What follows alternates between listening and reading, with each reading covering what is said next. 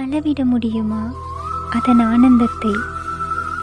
ஜன்னலோரத்தில் இருக்கையும் சாரலோடு பெய்யும் மழைத்துளியும் இரவு பகல் கலந்த மாலை நேரமும் மலைத்துளிகளிடம் உரையாடும் நேரமும் கடந்து போகாதே கடந்து போகாதே என தலையாட்டும் மரங்களின் ஏக்கமும் கணக்கெடுக்க முடியாது என்று தெரிந்தும் கணக்கெடுக்கிறேன் ஜன்னலோரம் எட்டி பார்க்கும் முத்து துளிகளை.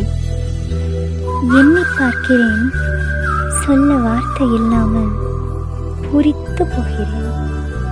நீங்களே சொல்லுங்களே, அளவிட முடியுமா அதன் ஆனந்தத்தை?